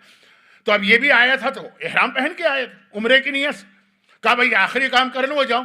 وہ اتبا گھبرا گیا، اچھل پڑا، کہ یہ کیا غضب کر رہے ہو، کیا خانہ کعبہ کی طرف جاؤ گے؟ کہا کہ ہاں بھائی طواف تو وہیں کا ہوگا، طواف تو خانہ کعبہ کا ہوتا ہے نا، تو اس لیے وہاں جانا ہے. اور بغیر طواف کی جو احرام پہنا یہ اتار نہیں سکتا، اور احرام نہیں اترے گا تو 25 چیزیں جو حرام ہو گئی وہ مرتے دم تک حرام رہیں گی. یہ سارے مسائل آج کے جو ہیں نا وہ اس وقت بھی باقی تھے. اتبا نے کہا یہ تو بہت بڑا پرابلم ہو گیا. بھائی کیا پرابلم ہوا؟ کہا پرابلم یہ ہوا ہے کہ وہ نوجوان جو سب کو گمراہ کر رہا ہے وہ تو بیٹھتا ہی کعبے کے صحن میں ہے، اور وہ جادوگر ہے، جو اس کی بات سن لینا تو ایک دم چینج ہو جاتا ہے. اگر تم وہاں گئے، تم نے اس کے جملے سن لیے تو تم بھی بدل جاؤ گے، گمراہ ہو جاؤ گے. اب کیا کیا جائے؟ احرام پہنا ہے تو کعبے کا طواف ضروری. صحن کعبہ میں خود پیغمبر بیٹھتے ہیں، رجب کا مہینہ تھا. کیونکہ اس میں ہے کہ عتبہ نے کہا کہ آج کل تو ہم نے اس پورے خاندان کو باہر نکال دیا، مگر رجب میں تو ہم نہیں روک سکتے، وہ احترام کا مہینہ ہے، وہ آ جاتے ہیں اور ہجر اسماعیل میں بیٹھیں۔ ہجر اسماعیل جو ایک یو شیپ کی دیوار ہے نا، اس کی بھی اپنی بہت انٹرسٹنگ تاریخ ہے، لیکن یہ موضوع نہیں۔ وہ وہاں بیٹھتا، یعنی اس کے پاس سے گزرے بغیر کوئی کعبے کا طواف کر ہی نہیں سکتا۔ اب آ گیا ٹیکنیکل پرابلم، احرام پہن کے آیا ہے، جب تک کہ طواف نہیں کرے گا وہ احرام اترے گا نہیں، اور احرام نہیں اترنے کا مطلب ہے کہ وہ 25 چیزیں حرام ہیں۔ نہ سلے ہوئے کپڑے پہن سکتے ہیں، نہ آئینہ دیکھ سکتے ہیں، نہ خوشبو لگا سکتے ہیں، نہ تیل ڈال سکتے ہیں، نہ کنگھی کر سکتے ہیں، نہ سینت کر سکتے ہیں، اور پتہ نہیں کتنی چیزیں۔ اور اس کے لیے وہاں جانا ہے، وہاں وہ جادوگر بیٹھا، یہ اس کا جملہ دہرا رہا ہوں، نقل کفر کفر نباشر کا غضب ہو جائے گا۔ کہا تو اب کیا کرے؟ اگر طواف نہیں کروں گا تو یہ احرام زندگی بھر چمٹا رہے گا، حرام چیزیں حرام، اور طواف کرنا ہے تو وہاں جانا پڑے گا۔ عتبہ نے کہا بات تو صحیح۔ دیکھیں اتنا تو اس کافر کو بھی خیال تھا کہ جو طریقہ ہے عمل کا ویسا ہی کرنا۔ مجھے ایسے مومن ملے آج بھی حج اور عمرے میں جو حج عمرہ توڑ کے آ جاتے ہیں، نہیں بھائی اتنی زحمت ہے، برداشت نہیں ہو رہی ہے، اتارا انہوں نے احرام، سلے ہوئے کپڑے پہنے اور ٹہلنے لگے۔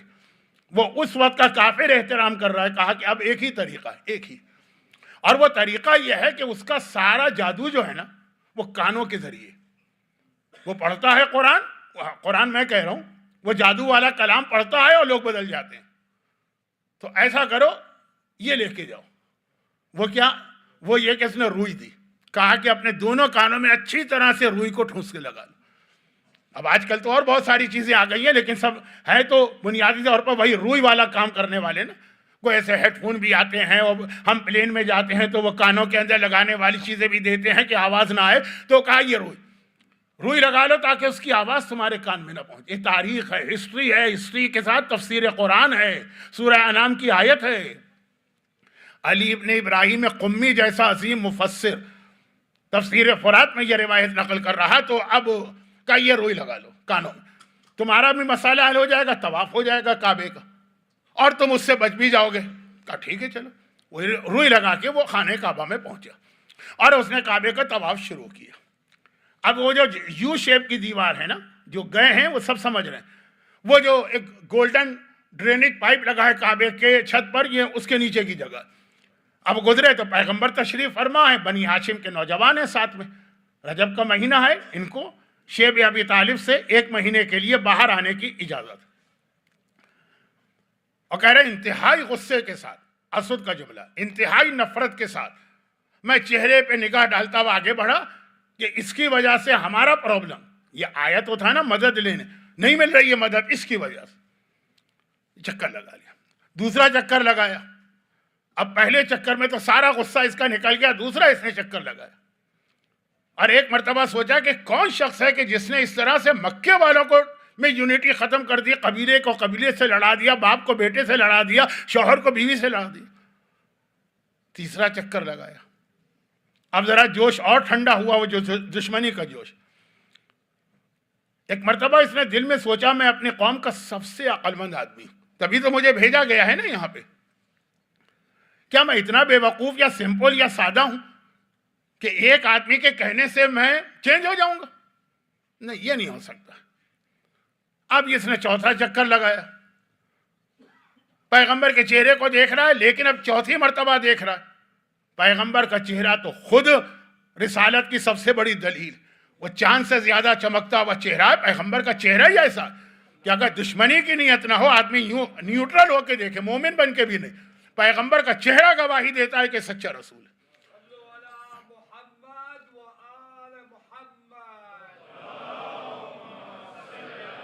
اب اس کے دل پہ پیغمبر کے چہرے کا جو نور تھا، جو پیغمبر کے چہرے کی عظمت تھی، جو پیغمبر کے چہرے کی شان و شوکت تھی، ایک مرتبہ اس کے دل پہ اثر ہوا، 5واں چکر، 6واں چکر، 7واں چکر، 7 چکر ہوتے ہیں، وہ مکمل کیا اس نے ایک مرتبہ۔ ہم لوگ آج کل جو طواف کرتے ہیں پھر 2 رکعت نماز پڑھتے ہیں، تو اس وقت نماز تو ختم کر دی تھی ان لوگوں نے، سیدھا وہ آیا وہاں پہ کہ میں ذرا سنو تو صحیح، میں اپنی قوم کا اتنا عقل مند آدمی مانا جاتا ہوں کہ لوگوں سے ٹیبل ٹاکنگ کے لیے یا مذاکرات کے لیے مجھے بھیجا جاتا ہے، میں سنوں تو آیا، اور کہا کہ اے نوجوان، میں نے سنا ہے کہ تو ایک نیا دین لے کر آیا ہے۔ کہا نہیں، ایک نیا دین اللہ نے بھیجا ہے، اللہ نے میرے ذریعے سے، یہ میرا دین نہیں، یہ اللہ کا دین۔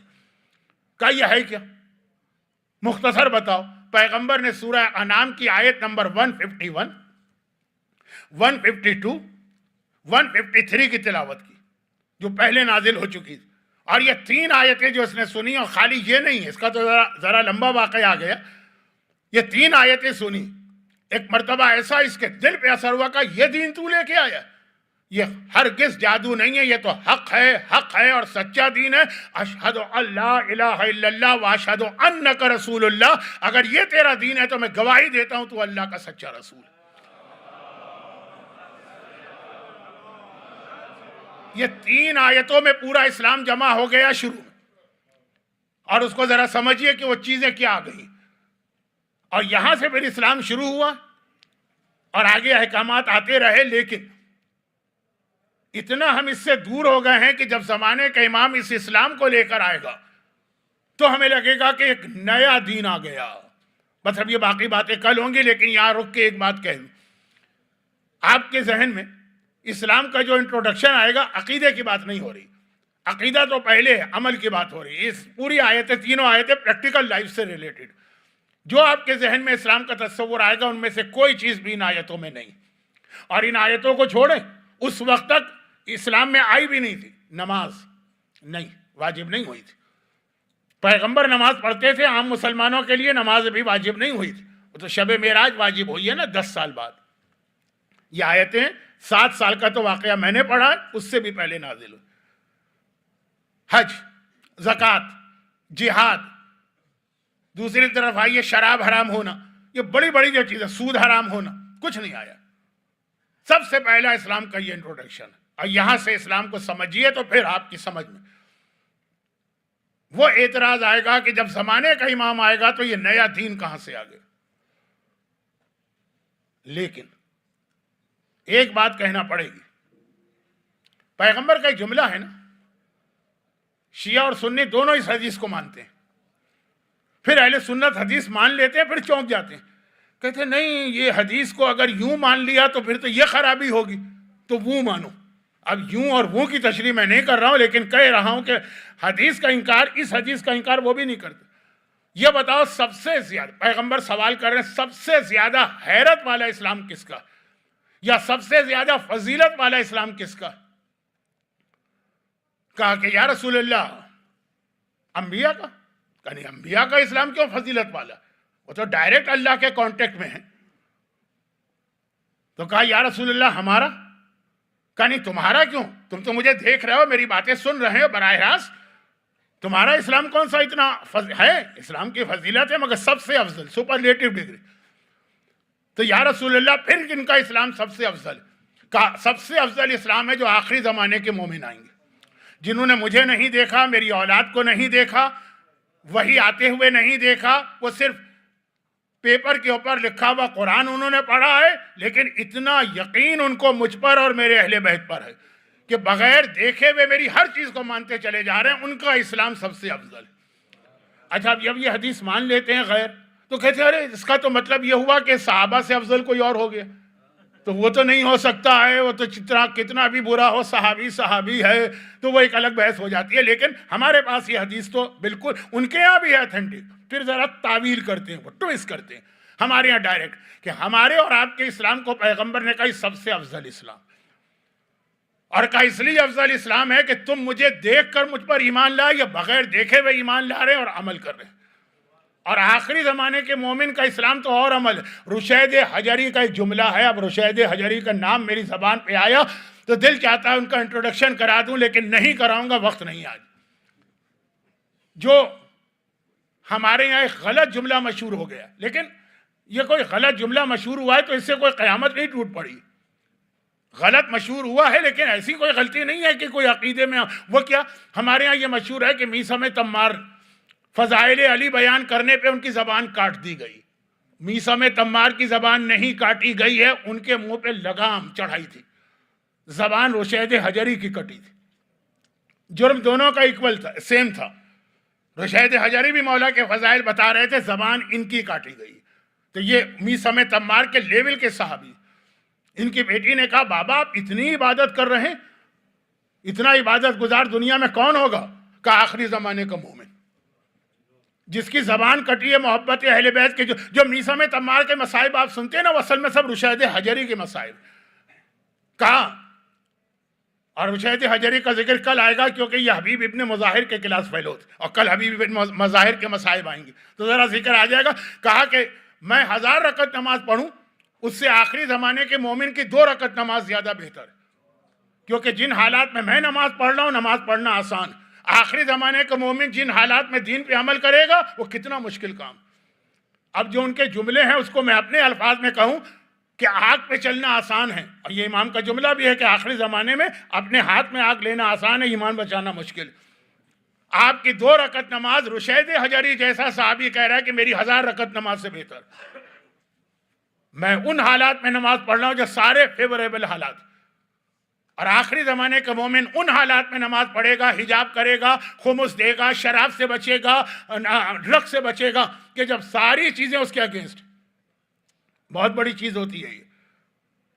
مولا کا آقا حسین کا کربلا میں ایک جملہ ہے جو کل سناؤں گا، وقت نہیں رہا، لیکن یہی وہ منزل ہے کہ دین کی خاطر اتنی بڑی قربانی دینا، کہ ہماری تاریخ شیعت کے بہت مشہور مراجع میں سے ایک اور بہت عظیم مرجع تھے. اور جس طرح صدام کو انہوں نے روکا ہوا تھا اپنی زندگی میں، جس کا بعد میں ان کی اولاد سے انتقام لیا گیا، آیت اللہ العظمی آغا سید محسن الحکیم. میں کتنے ہی مومنین کو جانتا ہوں جو اس وقت تک تقلید کرتے تھے، ان کے بعد تقلید چھوڑ دی کہ اب ایسا نہ مرجع پیدا ہوگا نہ تقلید ہوگی. بہت عظیم شخصیت. 90 سال سے زیادہ کی عمر تھی، بالکل اپنی زندگی کے آخری سالوں میں. اور یہ آخری سال وہ تھے کہ جب عراق کے اندر صدام اور بکر اور باس پارٹی یہ سب اپنے تمام مظالم شروع کر چکی تھی. بہت ضعیف بھی ہو گئے تھے اور بہت سارے مصائب. کہا مرنے سے پہلے ایک بار میں آقا حسین کے روضے کی زیارت کرنا چاہتا ہوں، مجھے لے چلو. اللہ نے ماشاءاللہ 10 سے زیادہ بیٹے دیے تھے جو سب مجتہد تھے، چنانچہ ان کو نجف سے کربلا لے جائے گا. اب کربلا پہنچ گئے، باقی زیارتیں کی.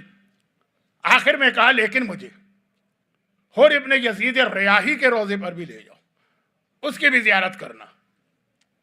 بڑھاپا، 90 سال سے زیادہ کی عمر، مصائب جو اس وقت آئے، مصائب خود آدمی کو جوانی میں بوڑھا کر دیتے ہیں، وہ ساری چیزیں. لیکن کہا کہ حر کے روضے پہ جانا. اب یہ حر کے روضے پہ پہنچے، اور وہاں جانے کے بعد انہوں نے ایک جملہ کہا اے حر ابن یزید ریاحی، ڈائریکٹ شہید زندہ ہوتا ہے اور جو ہم اس سے بات کرتے ہیں وہ سنتا. کہا اے حر ابن یزید ریاحی، میں عمر میں تجھ سے زیادہ ہوں. حر 30-32 سال کا تھا، فوج میں تو ایسے ہی لوگ جاتے ہیں، یہ 90 سال کے. میں خاندان میں تجھ سے بہتر ہوں. تباہی تھے، سادات، سید، اصلی سید. میں سید ہوں، اتنا تو حر بھی جانتا. کہا نہیں تھا آقا حسین سے کہ اگر اور کوئی میری ماں کا نام لیتا تو میں پلٹ کے ایسا ہی منہ توڑ جواب دیتا. لیکن آپ کی مادر گرامی تو وہ ہیں کہ میں ان کی شان میں ذرا سے بھی گستاخی نہیں کر سکتا. تو آغا محسن حکیم انہی شہزادی کونین کی اولاد میں. میں نسب کے اعتبار سے تم سے افضل ہوں، میں عمر کے اعتبار سے تم سے زیادہ ہوں. دنیا میں آج کل ہر جگہ سینئر سٹیزن کا ایک احترام ہے، اسلام میں تو بہت پہلے سے. اور میں فضیلت میں تم سے زیادہ ہوں، کیونکہ نہ صرف یہ کہ عالم ہیں بلکہ مجتہد ہیں، بلکہ مرجع ہیں، یعنی مجتہد عالم و مجتہد اعظم. اور تو کوئی عالم نہیں تھا، ہر اعتبار سے تم سے افضل ہوں. لیکن دل چاہ رہا، یعنی کمزوری ہے کہ میں زمین پہ بیٹھ جاؤں، تیرے روضے کے سامنے میں زمین پہ بیٹھنے کی ہمت نہیں کر رہا، جبکہ ہر طرح تو اس سے افضل ہوں. کیونکہ تو نے اتنی بڑی قربانی دی ہے کہ اتنی بڑی قربانی میں نے تو نہیں دی، کہ تو نے آقا حسین کے نام پہ ہر چیز قربان کر دی. بھائی حر کے بعد ہر چیز تھی نا، اور کوئی اس کے اوپر پریشر نہیں تھا، لیکن اس نے سب چیز چھوڑ دی. ہماری عورت سر پہ ایک ڈھنگ سے اسکارف مجلس میں بھی نہیں رکھتی، مجلس خالی 1 گھنٹے کے لیے، گاڑی میں بیٹھ کے آئیے، سینٹر میں آئیے، پھر واپس جائیے، گھر جا کے جو دل چاہے کر، یہ مشکل ہوتا ہے۔ میں باقی باتیں نہیں کہہ رہا کہ مولانا آپ کو کیا پتا کہ باہر کے کیا پرابلمز ہیں، جاب کے کیا مسئلے ہیں، اسکول کے کیا مسئلے ہیں، یونیورسٹی کے کیا مسئلے ہیں، شاپنگ سینٹر، میں تو کہہ رہا ہوں صرف گاڑی سے سینٹر، سینٹر سے گاڑی۔ لیکن حر کون ہے؟ حر کے پاس دولت ہے، حر کے پاس عہدہ ہے، اور حر کے سامنے بہت ہی برائٹ فیوچر ہے۔ ابن زیاد کا وعدہ ہے نا کہ جو قتل حسین میں حصہ لے گا اس کو بھاری انعامات دیے جائیں گے جو دیے گئے بعد میں۔ مختار کے واقعات میں پڑھیے کہ جتنے بھی کربلا سے آئے تھے مالا مال کر دیا تھا ابن زیاد۔ یہ سب چیزیں تھیں، اور ان سب کو ٹھکرا دینا، کسی کے پاس کچھ نہ ہو اور پھر وہ جہاد کرے، وہ بھی ایک بڑی چیز ہے، لیکن وہ منزل نہیں کہ سب کچھ ہے اور سب چھوڑ دو۔ دیکھیے اب کامن سینس کی بات ہے، اگر حسین کا کوئی سپاہی ٹوٹ کے لشکر یزید میں چلا جائے تو بات سمجھ میں آتی ہے۔ بھوک بہت بڑا امتحان، پیاس بہت بڑا امتحان، گھر والوں کی اسیری، بچوں کے رخسار پہ تماچے، خواتین مخدرات، طہارت کا بے مکنا و چادر کے قیدی بننا، ہر آدمی یہ امتحان نہیں دے سکتا۔ تو اگر حسین کا کوئی سپاہی ٹوٹ کے وہاں چلا جائے تو سمجھ میں آتا، مگر یزید کی فوج کا کوئی سپاہی اگر حسین کی طرف آ جائے، یہاں آتے ہی تمہیں پہلے بھوک ہے، پھر پیاس ہے، پھر قربانی ہے، پھر جان دینا۔ یہ ایک قدم جو ہے، جو لشکر یزید سے لشکر حسین کا ہے، یہی دنیا کا سب سے بڑا امتحان ہے جو حر نے دیا، اور ایسا دیا کہ آقا حسین نے حر کے لاشے پہ کہا تھا انت حر فی الدنیا والآخرہ، اے حر تیری ماں نے تیرا صحیح نام رکھا تھا، حر مانے آزاد، تو دنیا میں بھی آزاد اور آخرت میں نہیں۔ خالی یہ بات نہیں، یہ جو ایک قدم حر نے بڑھایا، اتنی چیزیں قربان کر کے، نتیجہ کیا نکلا؟ شہزادی کونین کے ہاتھ سے سلا ہوا رومال حر کی پیشانی پہ باندھا گیا۔ یہ واقعہ تو بہت مشہور ہے، آپ نے بار بار سنا ہے، کربلا میں تو اور بھی سنا کہ بعد میں کئی سو سالوں کے بعد جب ایک حکمران، ایران کا حکمران کربلا آیا تو اس نے دیکھا کہ کچھ لوگ جناب حر کے بارے میں برا عقیدہ رکھتے ہیں کہ یہ حر تو یزیدی فوج کے سپاہی تھا، اس کی زیارت کس لیے؟ وہ کنفیوز ہو گیا۔ ایک مرتبہ کہا کہ اچھا حر کی قبر کو کھودا جائے، قبر کو کھودا گیا تو حر کا لاشا اتنا ہی تر و تازہ تھا، 400 سال بعد نہیں، 600 سال کے بعد، جیسے کوئی ابھی جا کے اپنے بیڈ روم میں سویا، اور اس کی پیشانی پر وہ رومال فاطمہ زہرا اسی طرح بندھا ہوا۔ اب اس بادشاہ وقت نے کہا کہ حر کو تو اس کی ضرورت نہیں، میں اسے اپنے کفن میں رکھوں گا۔ شہزادی کونین کے ہاتھ کا سلا ہوا رومال، جیسے ہی حر کی پیشانی سے رومال کھولا، ایک مرتبہ پھر وہ تازہ خون جاری ہو گیا، جسے روکنے کے لیے آقا نے یہ رومال باندھا۔ اللہ، فاطمہ زہرا کے ہاتھ کا سلا ہوا رومال کسی کی پیشانی پہ بندھے۔ میں توہین کے لیے ایک جملہ نہیں کہہ رہا ہوں، میں یہ بتا رہا ہوں کہ قربانی دو تو وہاں سے سلا کیا ملتا، کہ ایسا کوئی رومال یا لباس تو حسین نے نہ عباس کے لیے استعمال کیا، نہ اکبر کے لیے استعمال کیا، نہ قاسم کے لیے استعمال کیا، کیونکہ واقعاً حر نے اتنا بڑا امتحان دیا۔ اور ہمیں ایک خوشخبری بھی دی، بڑے سے بڑا گناہ گار، زندگی میں جتنے تم نے گناہ کیے کبھی مایوس نہ ہونا۔ جب حر جیسے مجرم کا ہر گناہ معاف ہو کر اس کا اتنا بڑا رتبہ ہو جاتا، کتنا بڑا رتبہ! اگر میں ایک رومال کے علاوہ بھی بات کروں تو ایک جملہ، 1 گھنٹے پہلے، صرف 1 گھنٹے پہلے، یہ 1 گھنٹہ بھی زیادہ ہے، آدھا گھنٹہ پہلے حر کون تھا؟ لعن اللہ امتن قتلت کا ولعن اللہ امتن ظلمت کا۔ اور صرف اس آدھے گھنٹے کے امتحان میں کیا ہوا؟ جو چھٹے امام کا جملہ، بے ابی انتا و امی، میرے باپ بھی تم پہ قربان، میری ماں بھی تم پہ قربان۔ یہ چھٹے امام کا جملہ ہے جو ہم شہدائے کربلا کی زیارت میں پڑھتے ہیں۔ یہ لعن اللہ سے لے کے بے ابی و امی، ماں باپ قربان، امام معصوم فرما رہے ہیں، یہ امتحان آسان نہیں۔ میں زیادہ مثالیں مسائب میں نہیں دینا چاہتا، ذرا سوچی، کربلا کے واقعے میں بظاہر حر کا کتنا بڑا کنٹریبیوشن یا رول ہے. ایک قافلہ جا رہا ہے، مسافروں کا قافلہ ہے، کسی سے نہ اس وقت لینا ہے نہ دینا ہے. حر ہے نا جس نے جا کے حسین کے قافلے کو روک دیا اور حسین کے گھوڑے کی لگام پہ ہاتھ ڈال دیا. فرزند رسول اب آپ کوفے کی جانب نہیں جا سکتے. قافلہ روکنے والا کون ہے؟ حر ہے. بعض علماء نے تو جملہ بھی لکھا کہ جیسے ہی حر نے حسینی قافلے کو روکا، حسین کی اس سے گفتگو تو بعد میں ہوئی. جو آقا نے کہا تھا نا کہ سکلت کا امی تیری ماں تیرا ماتم کرے، اور حر نے پلٹ کے کہا تھا کہ عرب میں کوئی شخص بھی مجھے میری ماں کا حوالہ اور تانا دیتا میں منہ توڑ جواب دیتا، لیکن آپ کی مادر گرامی. لیکن یہ بعد میں بات ہوئی. ادھر حسینی قافلہ روکا، ادھر محمل سے بیویوں کے رونے کی آواز آ گئی. زینب کو تو آقا مولا علی نے بچپنے سے کربلا کے لیے تیار بھی کیا تھا، بتا بھی دیا تھا. زینب کو معلوم تھا جب میرے بھائی کا قافلہ روکا جائے گا وہ کربلا وہیں سے شروع ہو جائے گی. یہ حر تھا. کون تھا کہ جو حسین کے قافلے کو کوفے سے موڑ کے کربلا کی طرف لایا؟ حر تھا. ابھی عمر سعد نہیں ہے، ابھی شمر نہیں، ابھی حرملہ نہیں، ابھی خولی نہیں. میدان کربلا میں پہنچنے کے بعد کس نے ابن زیاد کو خط پہ خط لکھ کے ان سارے ظالموں اور ملعونوں کو بلایا؟ عمر سعد کس کے خط پر آیا؟ شمر کس کے خط پر آیا؟ خولی کس کے خط پہ آیا؟ یہ حر تھا نا جس نے خط بھیجے کہ حسین ہمارے قابو میں آ گئے ہیں، میں ان کو یہاں لے کے آ گیا. فوجوں پہ فوجیں آ رہی. جس وقت یزید کی فوج آنے لگی اور پھر وہ مسئلہ پہلے ہی مسئلہ کھڑا ہوا. حسین سے کہا گیا کہ اپنے خیمے دریا کے کنارے سے اکھاڑو اور دور لے جا کے دریا سے دور لے جا کے لگاؤ. اور اس میٹنگ میں شریک. حسین کے خیمے شروع میں تو دریا کے کنارے لگے تھے نا، پھر ہٹائے گئے. 7 محرم کو ایک میٹنگ ہوتی ہے عمر سعد کے خیمے میں کہ حسین اور حسین کے بچوں پہ پانی بند کرنا. اور اس میٹنگ میں شریک ہے.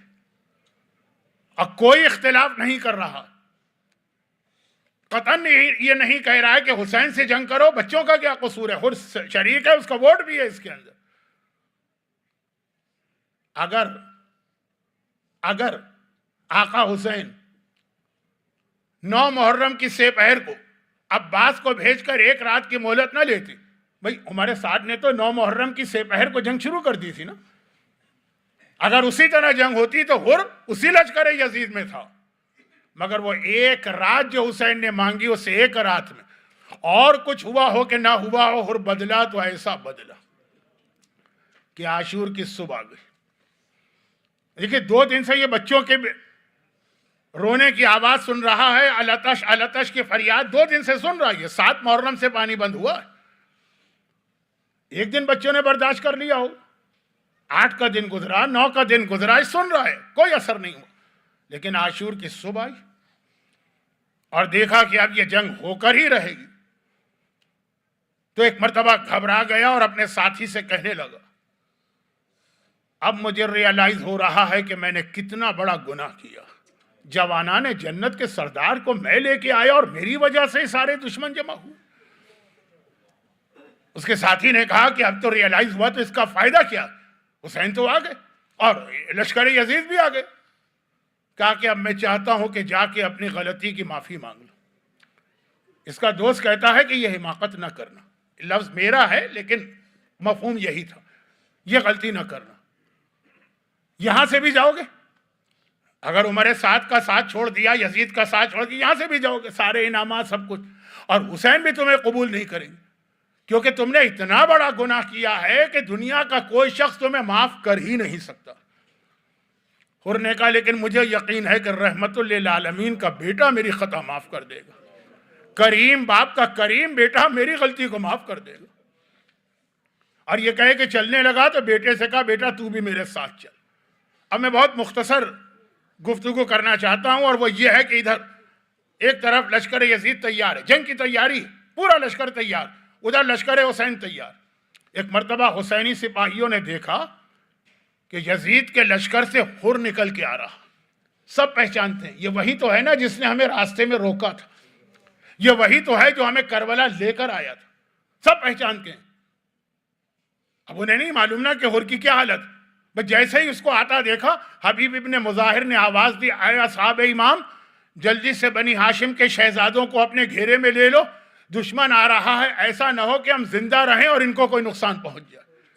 اور ادھر عباس علمدار نے جوانان بنی ہاشم کو آواز دی کہ اے بنی ہاشم کے جوانوں، آقا حسین کو گھیرے میں لے لو، دشمن آ رہا ہے، ایسا نہ ہو کہ ہمارے ہوتے ہوئے آقا کو کوئی نقصان پہنچ جائے۔ اے حبیب ابن مظاہر، ابھی اتنا خیال ہے؟ ذرا تھوڑی دیر کے بعد انہی اکبر کو، انہی عباس کو، انہی قاسم کو، انہی اون و محمد کو، ان کے لاشوں کو میدان کربلا میں دیکھ لو۔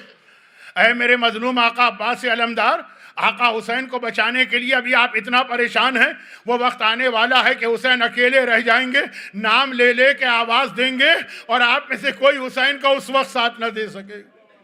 مگر آنے والا دشمن ہر ایک ڈسٹنس پہ آ کے رک گیا، آگے نہیں بڑھا، اور ایک مرتبہ جیب سے رومال نکالا، اپنے دونوں ہاتھ رومال سے باندھے، آواز دی کہ اے رحمت للعالمین کے بیٹے، کیا دنیا کا سب سے بڑا گناہگار تیری بارگاہ میں آ سکتا ہے؟ حسین نے آواز دی، عباس، حبیب، اپنے اپنے سپاہیوں کو روکو، میرا مہمان آیا ہے، اس کے استقبال کے لیے میں جاؤں گا۔ اور یہ کہے کہ میرا مظلوم آقا آگے بڑھا۔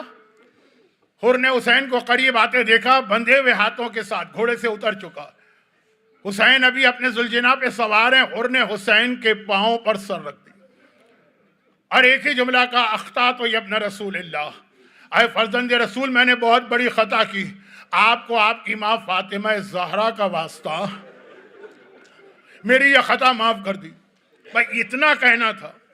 حسین جلدی سے گھوڑے سے اترے، حر کو گلے سے لگائے، کہا حر یہ تو نے کیا کہا، انت اخی فی الدنیا والآخرہ، ارے تو تو میرا بھائی ہے دنیا میں بھی اور آخرت میں بھی، لیکن اے حر آج میں بہت خوش بھی ہوں اور بہت شرمندہ بھی ہوں۔ عجیب جملہ ہے آقا کا، اے حر آج میں بہت خوش بھی ہوں، بہت شرمندہ بھی ہوں۔ خوشی اس بات کی ہے کہ تو نے باطل کو چھوڑا اور حق پر آ گیا، ظلمت کو چھوڑا نور پر آ گیا، غلط راستے کو چھوڑا اور صحیح راستے پہ آ گیا، خوشی اس بات کی۔ اور شرمندہ کیوں ہے میرا مظلوم آقا؟ یاد کیجئے میری شب جمعہ کی مجلس، یہ کریم ابن کریم ہے۔ ایک مرتبہ کہا کہ اور شرمندگی اس بات کی ہے کہ کل تو دشمن بن کے راستے میں آیا تھا تو تجھے بھی پانی پلایا تھا، تیرے گھوڑوں کو بھی پانی پلایا تھا، آج تو میرا مہمان بن کے آیا ہے اور حسین ایک کوزہ آپ تیری خدمت میں پیش نہیں کر سکتا۔ یہ جملہ کیا تھا؟ گویا حر کو کسی نے کوڑا مارا، پتا ہے نا کہ سارا کا سارا تو اس کے اندر میرا انوالومنٹ ہے۔ گھبرا کے کہا فرزند رسول یہ میری خطا ہے اور میں اس کو معاف کرانا چاہتا ہوں، مجھے مقتل میں جانے دیجیے۔ حسین نے، بس یہ آخری جملے، حسین نے کہا کہ جاؤ حر، اور کوئی دن ہوتا، یہ خطبہ بھی ہے، اور کوئی دن ہوتا تو میں تجھے روک لیتا، لیکن آج سب کو مرنا، کوئی پہلے کوئی بعد میں، کوئی بچنے والا نہیں ہے، تو جاؤ۔ کہا مولا لیکن ایک خواہش اور ہے، میرا گناہ پورے طریقے سے معاف ہو جائے تو میں چاہتا ہوں پہلے میرا بیٹا جائے، پہلے وہ مارا جائے، میرا بیٹے کا خون میرا گناہ معاف کرے، پھر میں جاؤں۔ حسین نے وہی جملہ دوہرا دیا، اے حر آج تو سبھی کو مرنا ہے، جاؤ، اجازت دی۔ حر کا بیٹا چلا، بوڑھے باپ نے کہا، بہت بوڑھا نہیں ہے، 40 سال کا ہوگا، کہا کہ جا بیٹا اپنے باپ کی خطا کو اور گناہ کو معاف کرا کے آنا۔ حر کے بیٹے نے جہاد کیا اور آخر وہ وقت آیا کہ وہ گھوڑے سے زمین پہ گرا، باپ کو آخری آواز دی۔ اب حر نے سنا تو بے چین ہو کے کھڑا ہو گیا، مقتل کی جانب جانے لگا۔ حسین نے کہا حر کہاں جا رہے ہو؟ کہا مولا بس یہ اجازت دے دیجئے کہ جوان بیٹا گھوڑے سے گرا ہے، مجھے پکار رہا ہے، میں اپنے بیٹے کے سرانے پہنچ جاؤں۔ حسین نے کہا نہیں، بیٹھ جاؤ۔ دیکھو دو باتیں یاد رکھو، تم میرے مہمان ہو، تم زحمت نہ کرو، میں جاؤں گا تمہارے بیٹے کو لاؤں گا۔ پہلی بات تو آپ نے سن لی، دوسری برداشت کریں گے؟ اور دیکھو دوسری بات یاد رکھو، جوان بیٹوں کے لاشے پہ بوڑھے باپ نہیں جایا کرتے ہیں، میں تیرے بیٹے کا لاشا لاؤں گا۔ میں مولا ہاتھ جوڑ کے ایک جملہ آپ سے عرض کروں گا کہ حر کا بیٹا زمین کربلا پہ گرے تو بوڑھے باپ کو روکا جائے، اور جب 18 سال کا محلقہ علی اکبر زمین کربلا پہ گرا تو یہ بوڑھا باپ کس طرح سے جوان کے لاشے پہ پہنچا۔ اجرکم اللہ، پروردگارہ اس کریم ابن کریم، حسین مظلوم کا واسطہ، خدا بندہ اس حسین مظلوم کی کریمہ ماں فاطمہ زہرا کا واسطہ، جس طرح سے حر کی خطا معاف ہوئی، ہم میں سے ہر ایک کے زندگی بھر کے گناہوں کو معاف فرما، ساری حاجتوں کو پورا فرما، دنیا اور آخرت کی ہر پریشانی سے محفوظ فرما، مرحومین کی مغفرت فرما، اور ان مظالم کے انتقام کے لیے وارث معصومین امام زمانہ کے ظہور میں تعجیل فرما۔